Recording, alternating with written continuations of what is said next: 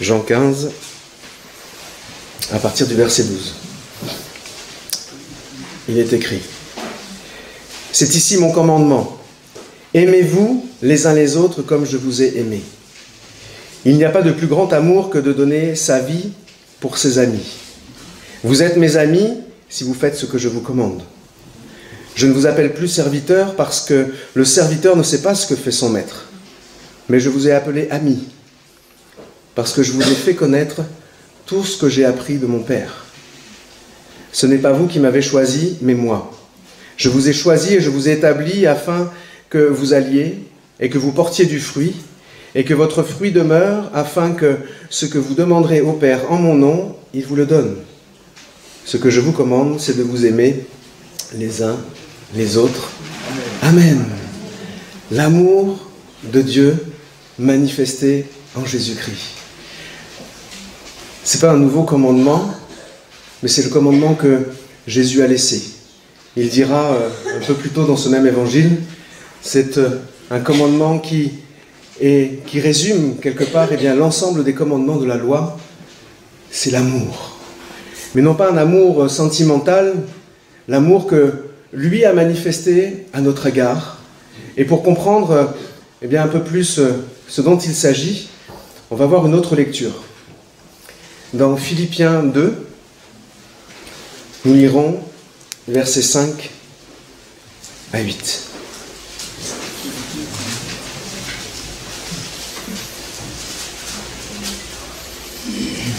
Le titre du message ce matin pourrait être « L'amitié rend actif ». Philippiens 2,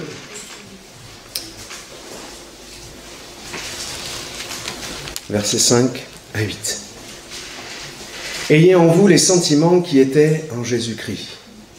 Existant en forme de Dieu, il n'a point regardé son égalité avec Dieu comme une proie arrachée, mais il s'est dépouillé lui-même en prenant une forme de serviteur, en devenant semblable aux hommes, et il apparut comme un vrai homme. Il s'est humilié lui-même, se rendant obéissant jusqu'à la mort, même jusqu'à la mort de la croix. Amen. » Ces quelques versets que Paul adresse à l'église de Philippe est un condensé de la manifestation de l'amour de Dieu. Jésus-Christ avait ces sentiments qui ne sont pas restés de simples sentiments. Ces sentiments ont été mis en action. Nous l'avons chanté, nous l'avons entendu ce matin, et c'est notre quotidien. Jésus-Christ est descendu de son ciel de gloire. Lui qui était Dieu, de toute éternité, il n'a pas regardé à son statut, il n'a pas regardé à le pouvoir quelque part qu'il pouvait avoir, à sa divinité. Il était créateur. La Bible nous dit qu'il était là dès la création.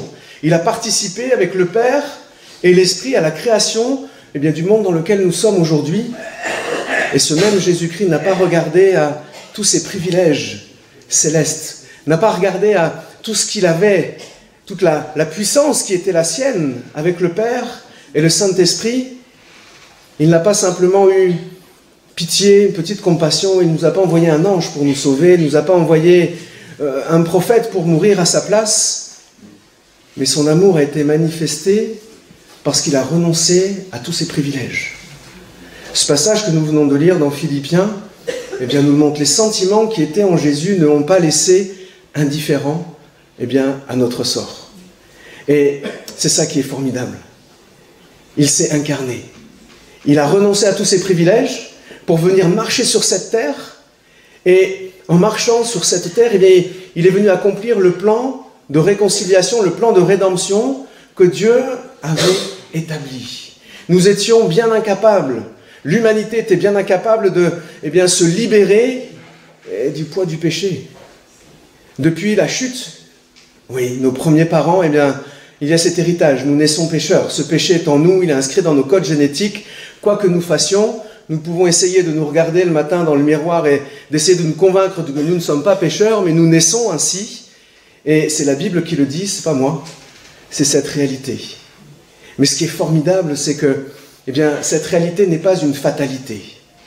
Le sang de Jésus eh bien, nous couvre, nous réconcilie avec Dieu le Père. Les sentiments que Jésus avait à notre égard, eh bien, il a accepté le plan que Dieu le Père avait fondé afin qu'il puisse quitter ce ciel de gloire pour marcher sur cette terre, non pas naître dans un royaume, non pas naître dans un palais, mais dans une étable, avoir une condition humble, vivre dans cette humilité, se faire serviteur, nous dit le passage que nous avons lu.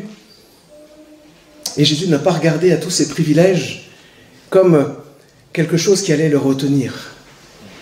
Au contraire, il a été poussé par l'amour qu'il avait, eh bien pour nous, pour chacun d'entre nous.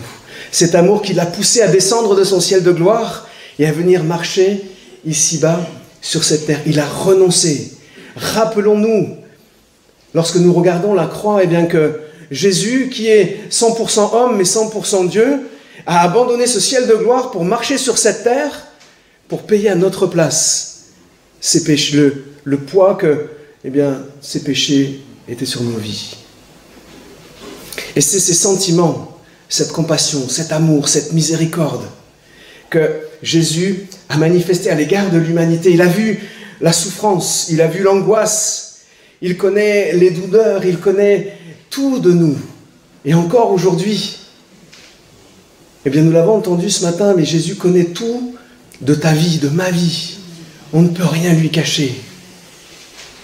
Mais ce qui est formidable, c'est qu'en s'abandonnant à lui, et en lui disant, mais Seigneur, je réalise ton amour, eh bien, c'est pareil, ce n'est pas une fatalité. Ce que nous vivons n'est pas une fatalité. Nous sommes plus que vainqueurs par celui qui nous a aimés. Par le sang de Jésus-Christ, il nous rend vainqueurs. Ces sentiments donc qui étaient en Jésus-Christ, eh bien, l'ont poussé à passer à l'action. Il n'est pas resté statique. Il n'est pas resté distant, ayant un regard sur la création, voyant les hommes, les femmes, l'humanité se déchirer, se perdre. Il ne voulait pas cela. Il voulait une réconciliation et cette mise en action, eh bien, l'a poussé, comme je le disais, donc à venir ici-bas sur cette terre. Le passage que nous avons lu dans Jean 15 nous montre que, eh bien, Jésus est attaché à ces sentiments qui l'ont poussé, cet amour. Et quand Jésus nous parle d'amour, il ne nous parle pas de sentimentalisme. Il ne nous parle pas d'une simple petite affection. Il ne nous parle pas d'un amour qui répondrait à quelque chose qui pourrait nous flatter, à quelque chose qui pourrait juste nous être agréable. C'est un amour désintéressé. C'est cet amour inconditionnel. La Bible utilise eh bien, ce mot de l'amour agapé. Cet amour qui va au-delà de ce que nous pouvons comprendre, raisonner. C'est un amour qui pousse même à l'abnégation, au sacrifice. C'est ce que Jésus a fait. Et quand il commande à ses disciples, eh bien, aimez-vous les uns les autres. Il ne s'arrête pas là. Pour qu'ils comprennent bien, il rajoute « comme moi je vous ai aimé ». Waouh! Alors la première partie, on pouvait essayer de s'aimer les uns les autres, mais alors comme Jésus l'a fait pour nous, ça devient un peu plus compliqué. Dans le sens où eh bien, nous pouvons aimer l'autre, nous pouvons aimer notre prochain comme la Bible nous le commande, eh bien, non pas parce qu'il est sympathique, non pas parce qu'il est d'accord avec nous, non pas parce que eh bien, il a été agréable ou il nous a fait ou rendu un service, nous l'aimons simplement parce que Jésus nous le demande. Parce que nous devons nous aimer les uns les autres. Quand nous sommes en Christ, celui qui nous unit, eh bien, c'est Jésus-Christ. Il a donné sa vie pour nous. Et le texte que nous avons lu nous dit que, eh bien, il nous appelle ses amis. Et c'est intéressant parce que il y a ce dicton, cette phrase que nous connaissons qui dit, eh bien, nous choisissons nos amis, mais nous ne choisissons pas notre famille. Vous êtes d'accord? Lui, il a choisi ses amis, Jésus. Il nous a choisis. Mais en faisant cela, nous devenons membres de sa famille. Et nous ne nous choisissons pas les uns les autres. Nous sommes choisis et établis, nous dit ce passage, par Jésus-Christ. Nous sommes fils du Dieu par le sacrifice de Jésus-Christ. Nous pouvons regarder eh bien, vers le trône de grâce et appeler notre Dieu et lui dire « Abba, Père, nous sommes adoptés ». Le sacrifice de Jésus-Christ nous a réconciliés avec Dieu et même plus que cela, eh bien, nous fait passer de ce côté où eh bien, nous sommes membres de la famille de Dieu, co-héritiers avec Christ. Mais c'est lui qui nous a choisis. Il a fait de nous ses amis. Et lorsque nous nous adressons au Seigneur, lorsque nous vivons notre foi, nous devons réaliser les sentiments que Jésus avait, nous recentrer sur la personne de Christ. Non pas parce que nous pourrions arriver à être un autre Jésus. Certains aspirent à être des Paul, des Pierre. Quand nous voyons leur consécration, quand nous voyons leur vie, je pense qu'aujourd'hui, dans les siècles que nous vivons, il est bien impossible de pouvoir être comme eux. Nous pouvons simplement aspirer à leur ressembler, et encore plus à Jésus-Christ qui, lui, est Fils de Dieu. Il nous demande de prendre une leçon de ce qu'il a poussé, de ce qu'il a amené, de ces sentiments qu'il avait, cette compassion, cet amour inconditionnel, cet esprit de sacrifice volontaire, sacrifice de soi-même, sacrifice de ses intérêts propres. Jésus est rentré dans l'obéissance. L'obéissance à Dieu le Père. C'était le seul moyen que nous avions d'être sauvés. Il a saisi. Dieu ne l'a pas obligé, ne l'a pas chassé du ciel pour qu'il puisse accomplir. Non. Il a saisi ce mandat. Il était investi de cette mission. Et il l'a fait non pas comme quelque chose de pénible, mais comme quelque chose d'agréable. Il savait que derrière, il y avait le salut de nos âmes. Il nous connaissait. La Bible nous dit qu'il nous connaissait dès la création. Dans le ventre de nos mères, Dieu nous connaissait. Et au moment où Jésus s'est sacrifié à la croix, il a pris le poids du péché de l'humanité. Il n'a pas simplement pris le poids du péché de l'humanité de l'époque, il y a un peu moins de 2000 ans, mais de toute l'humanité. Vous imaginez ? Amen. Aujourd'hui, nous sommes 7,5 milliards d'habitants à peu près sur Terre. Aujourd'hui. Mais depuis 2000 ans, combien d'hommes, de femmes sont passés sur Terre ?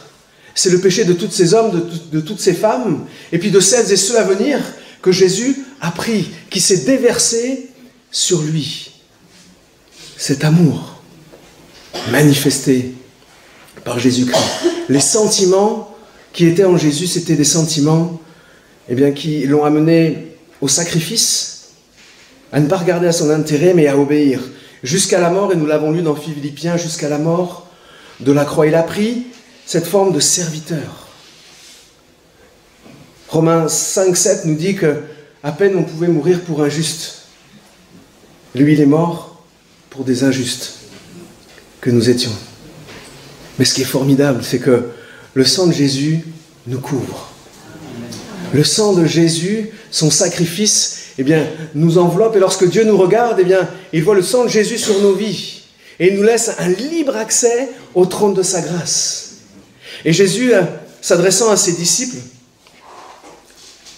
dans le premier passage que nous avons lu dans Jean 15, s'adresse à eux et leur laisse ces dernières consignes. Dans quelques heures, Jésus sera arrêté, sera jugé, sera crucifié. Mais les hommes ne l'ont pas tenu, c'est lui qui s'est livré.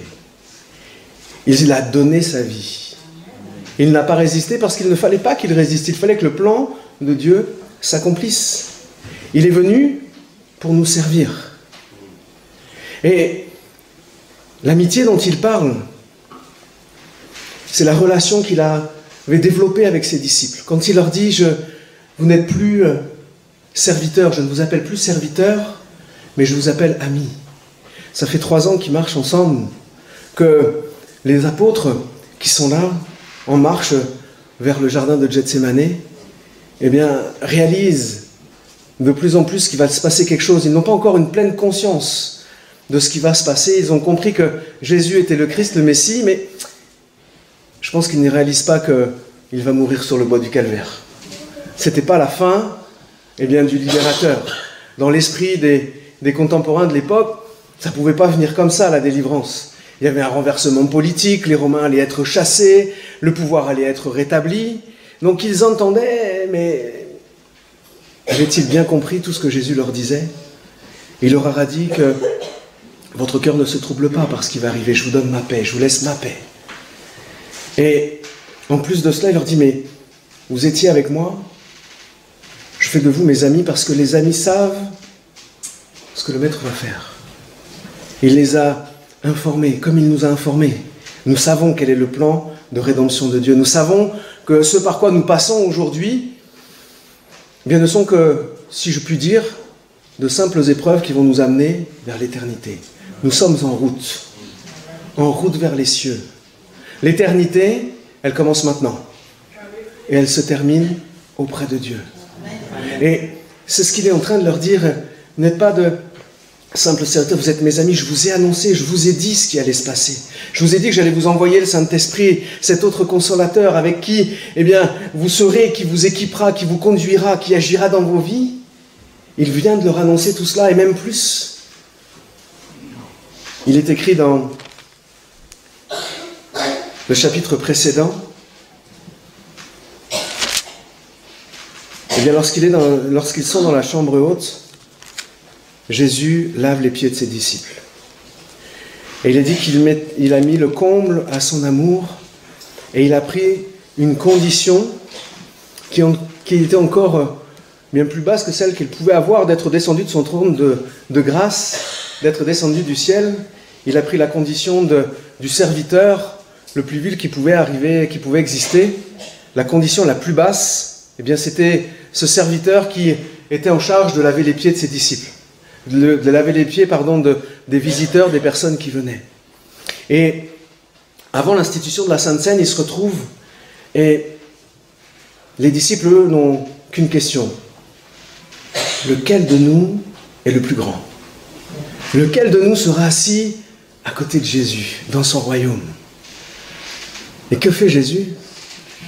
Eh bien, il se lève, il prend un drap, il se met en tenue, quelque part, en tout cas il laisse la sienne, pour aller laver les pieds de ses disciples. Il a pris la condition la plus basse qui pouvait exister dans la société de l'époque pour leur montrer, leur dire, mais moi je suis venu pour vous servir. Vous êtes en train de réfléchir à quelle place vous aurez à mes côtés, quelle place vous aurez dans le royaume. Mais moi je suis là, je suis venu pour vous servir et je m'humilie devant vous et je vous lave les pieds. Et ce que je vais vous demander, c'est de faire la même chose. Le serviteur n'est pas plus grand que le maître, dira-t-il. Le serviteur. Waouh! Jésus était serviteur. Il est venu pour nous servir. Il y a ce beau chant qui est « Roi serviteur, tu as donné ta vie pour nous. » Eh bien, c'est ce Jésus-Christ.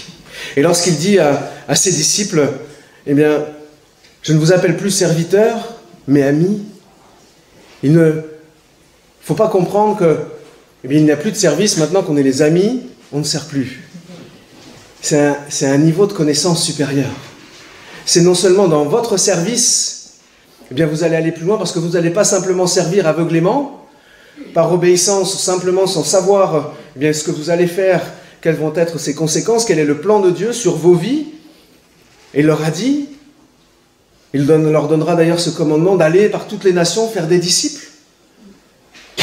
Mais il savait pourquoi il devait faire ça. Il les a enrôlés, il leur a expliqué qu'il les avait choisis comme amis et que ces amis étaient dans l'intimité du Fils de Dieu, de Jésus-Christ. Il y avait cette proximité, cette intimité. L'ami, selon Jésus-Christ, c'est celui qui animait des mêmes sentiments que lui a pu avoir. Un sentiment de compassion, un sentiment de sacrifice, d'un désintéressement dans ses relations. Lorsque nous servons Jésus-Christ, il nous appelle à être animés de ces mêmes des intérêts, non pas à nous, mais pour la gloire de Jésus-Christ. Et c'est compliqué. Si Jésus l'enseigne, c'est parce que ce n'est pas naturel.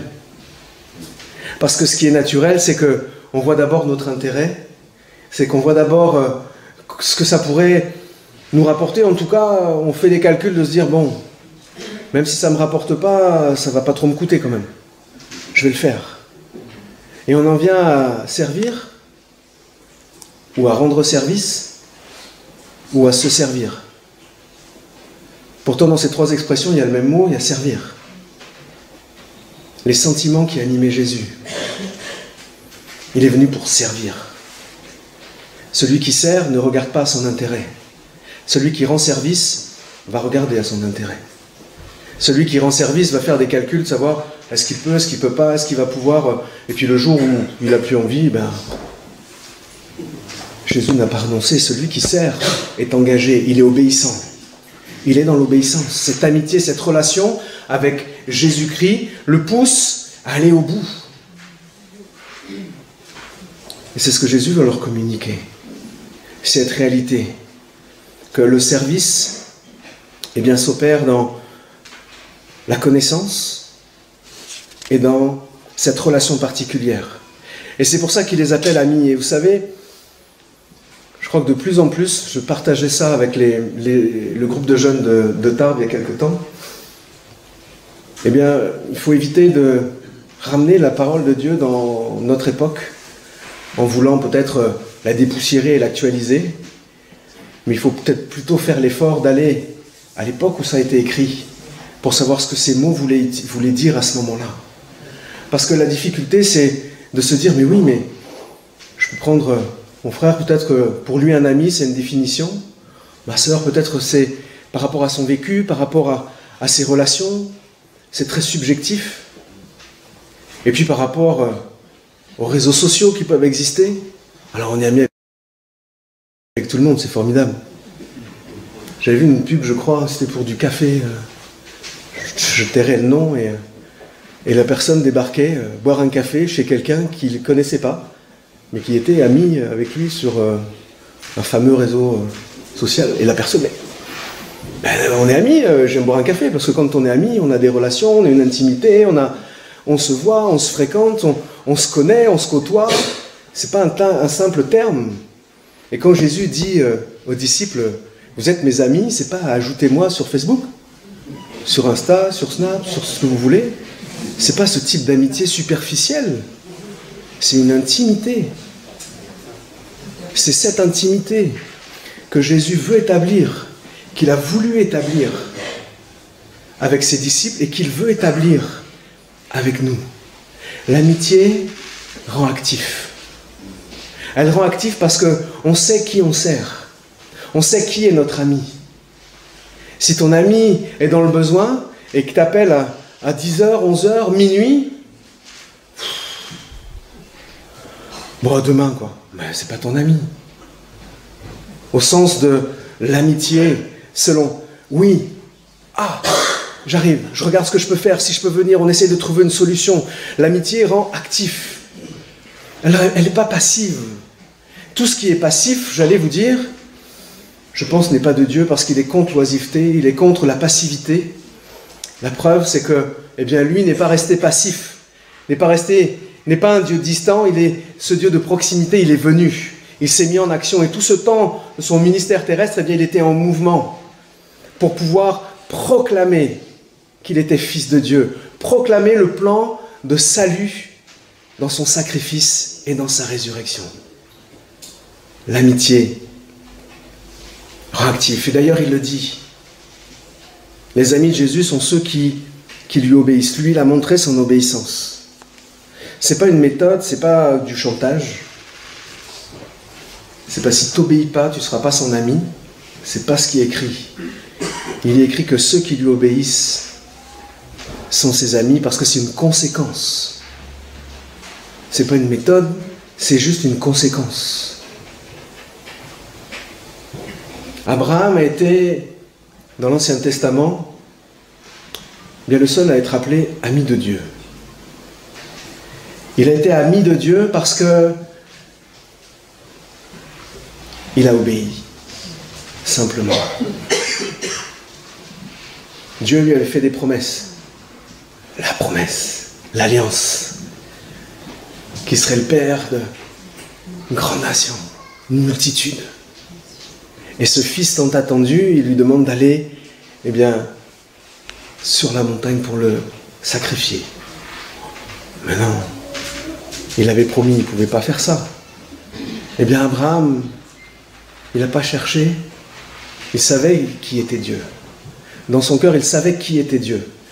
Et Je ne peux pas vous dire ce qui s'est passé dans son cœur, j'y étais pas, mais je peux essayer de l'imaginer, on peut essayer de l'imaginer. Bien en route, certainement ça lui a appris à dépendre de Dieu. Il a appris à dépendre de Dieu parce que plus l'autel approchait, moins il y avait de solutions, moins la porte de sortie était là. L'étroitesse du chemin qui menait à l'autel a mené au sacrifice de son fils. Et quand Isaac lui a dit, mais où est le bélier, où est le sacrifice? Dieu pourvoira. La foi d'Abraham. Sa foi. Il a été jusqu'au bout par la foi parce qu'il savait que son Dieu, pourvoirait. C'est cette même relation. Il était appelé ami de Dieu parce qu'il avait mis toute sa confiance. Il y avait une relation particulière. La promesse que Dieu lui avait faite, il l'a serrée dans son cœur.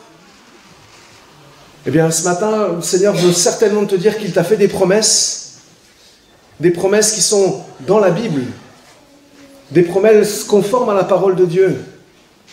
Et peut-être que tu les as un peu mis de côté, alors serre-les dans ton cœur. Il veut agir dans tes circonstances. Il veut simplement se révéler. Ce qu'il t'a dit, Abraham a attendu des années avant que la promesse s'accomplisse. Et dans le monde dans lequel nous vivons, nous sommes dans l'instantanéité. Je ne comprends pas, le Seigneur n'a pas répondu. Ah bon, t'as prié? Oui, j'ai prié. Quand? Il y a 2 heures. Oh, bon. Hier? Ouais, il n'a pas répondu. Le temps de Dieu, la patience, la persévérance. Nous ne savons plus avoir une relation. Quand on a une relation d'intimité avec Dieu, lorsqu'on est son ami, on met sa confiance. Il n'agit pas, c'est mon ami. Je sais qu'il agira. Je mets ma confiance en lui. C'est mon ami. C'est pas mon voisin que je connais, à qui je dis bonjour, qui est fort sympathique, mais c'est mon ami. Il a fait de nous, Jésus, ses amis. Au sacrifice de sa vie, par son sang. Il nous a choisis et il nous a établis, dit la parole de Dieu que nous avons lue. Choisis et établis. Les amis de Jésus connaissent donc la vérité. L'établissement de cette relation intime avec Jésus nous amène à comprendre. Et vous savez, nous avons un avantage sur les disciples, sur les apôtres, c'est que nous avons la fin de l'histoire. Eux ne l'avaient pas à l'époque. De ce que nous lisons, ils étaient obligés, eux, de vivre ces difficultés, de s'attendre à Dieu. Mais nous savons comment tout cela va se terminer. Nous l'avons chanté, Jésus viendra bientôt. Un jour, il reviendra nous chercher, nous emmener sur les nuées, régner avec lui pour l'éternité. Amen. Amen. Et c'est cette réalité qu'il nous faut avoir en ligne de mire. Ce n'est pas une amitié au détour d'un passage. Ah, il est sympa, c'est mon ami. J'ai ma petite fille qui a 6 ans. Et le nombre de fois où le soir elle rentre. Oh, j'ai joué avec Kaina, elle m'a dit que j'étais plus son ami. Wow. Et puis le lendemain, c'est reparti. C'est pas du chantage affectif. Il n'y a pas de l'affect derrière. C'est des réalités. L'ami ne conditionne pas son action, ne conditionne pas ses propos, sa présence à quelque chose qui lui plairait à lui. Il n'y a pas de chantage affectif. C'est une déclaration. Et Jésus a déclaré que ses disciples, ses apôtres, et cette déclaration, il l'a fait sur nos vies, nous qui sommes enfants de Dieu, que nous sommes ses amis. Parce qu'il nous a dit, on a cette intimité. Alors, nous avons ce privilège d'être appelés amis de Jésus-Christ. Que faisons-nous de ce privilège? Est-ce qu'on le met dans notre poche, on a notre carte de membre, et puis on devient passif? Je sais que je viens, je fréquente l'église, mais dans ma vie, dans mon quotidien, Jésus veut plus. Ce n'est pas une exigence. Mais ce qu'il veut de plus, ce n'est pas pour lui, c'est pour toi. Si je peux me permettre de vous tutoyer. C'est pour toi. Pour que tu te saisisses de ces réalités. Que tu prennes part à toutes ces bénédictions qu'il a préparées d'avance. Que nous puissions rentrer dans son plan, dans cette relation, dans cette intimité. Comment rentrer dans une relation intimité quand on ne fréquente pas quelqu'un? On ne peut pas, parce qu'on ne le connaît pas. Vous allez me dire que je parle de... ils ne sont pas là, alors je peux parler de mes enfants.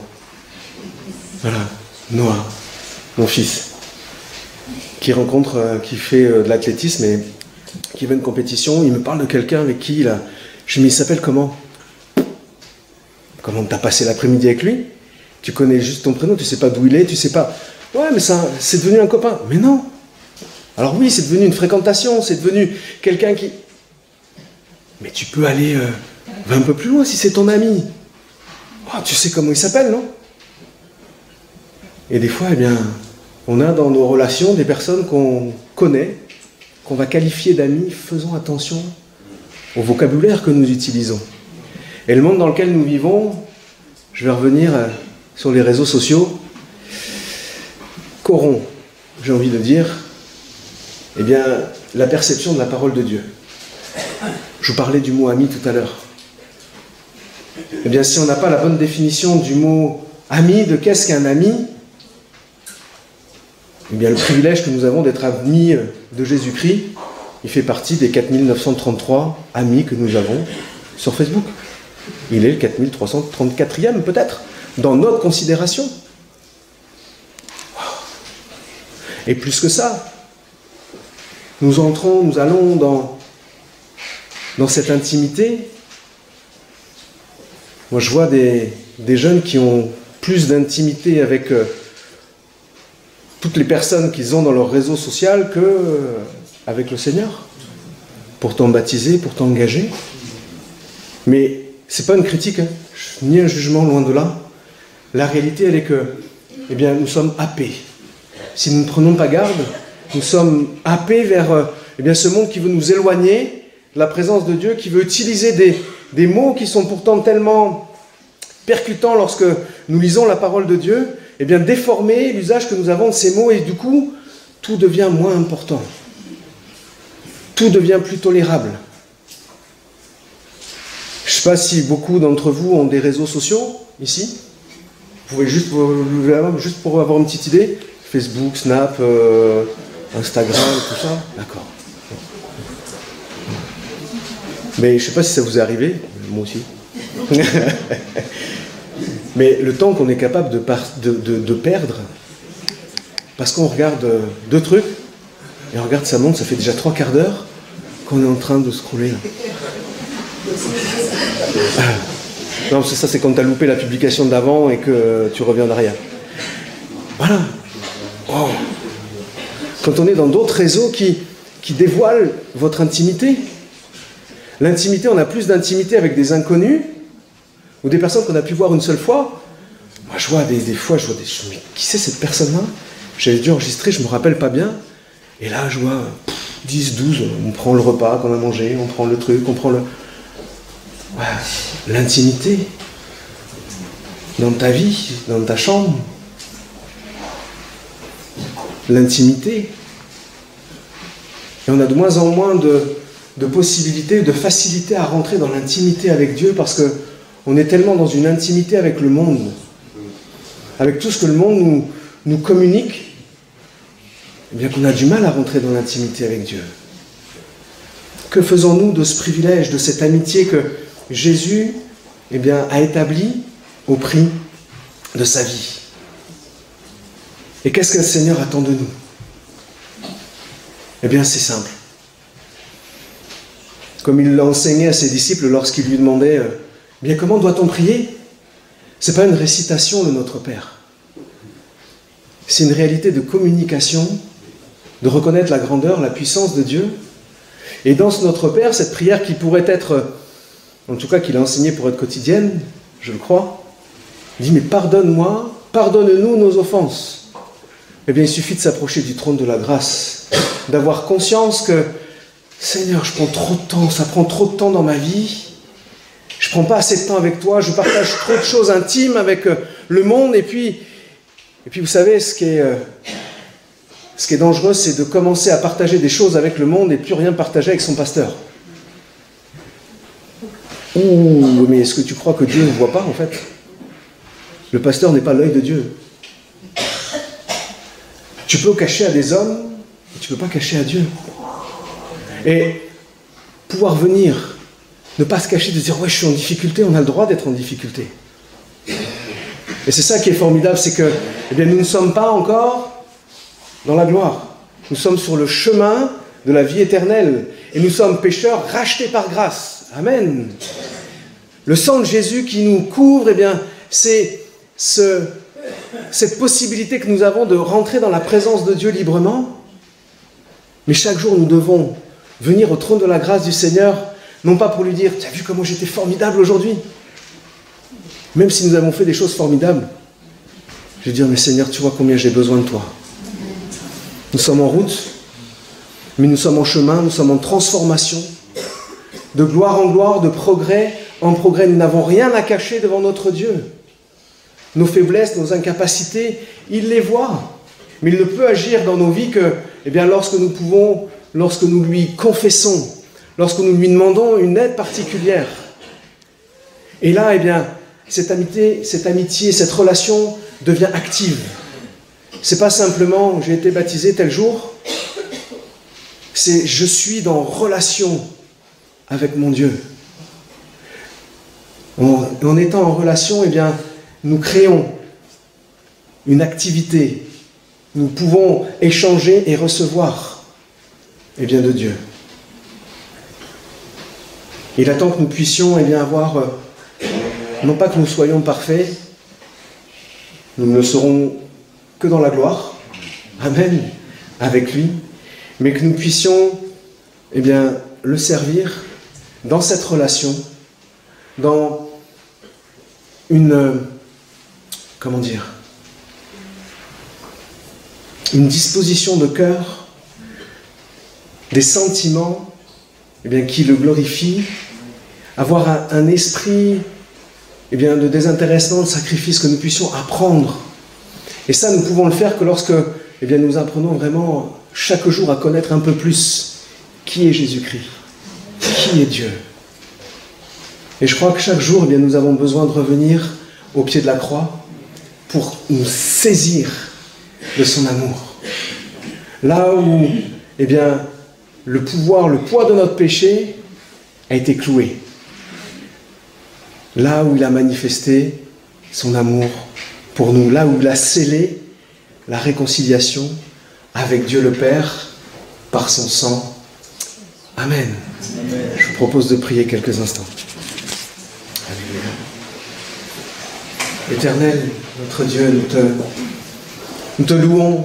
Merci pour la croix, Seigneur. Merci pour ton amour manifesté. Merci parce que c'est vrai, tu n'as pas regardé à ta situation, au privilège qui était le tien. Tu n'as pas regardé à toute la gloire qui était la tienne dans les cieux, mais tu es venu ici-bas sur cette terre, marcher parmi les hommes. Tu es venu, Seigneur, pour eh bien, payer cette dette que nous étions bien incapables de payer. Tu l'as payée de ton sang et de ta vie. Tu es mort pour nos péchés, mais tu es ressuscité pour notre justification, pour notre réconciliation avec Dieu le Père. Et eh bien, c'est le sang de Jésus-Christ que nous voulons encore nous approprier ce matin. Ta mort et ta résurrection, l'efficacité de ton sang sur nos vies, Seigneur. Que tu puisses encore nous aider à saisir combien tu nous aimes et combien tu veux eh bien, que nous allions de progrès en progrès avec toi. De progrès en progrès, en dépendance de toi, Seigneur. Aide-nous à abandonner eh bien, tout ce qui nous freine, tout ce que nous avons conscience et puis tout ce dont nous n'avons pas conscience, Seigneur, qui peut être un obstacle à notre relation avec toi. Nous prions, Seigneur, pour que eh bien, cette amitié soit active, que notre relation avec toi, eh bien, soit active, Seigneur, et produise du fruit, comme tu nous l'as demandé, Seigneur mon Dieu. Merci de nous aider à nous abandonner à toi, Éternel. Sois loué, sois glorifié, dans le beau nom de Jésus-Christ. Amen. Gloire à Dieu.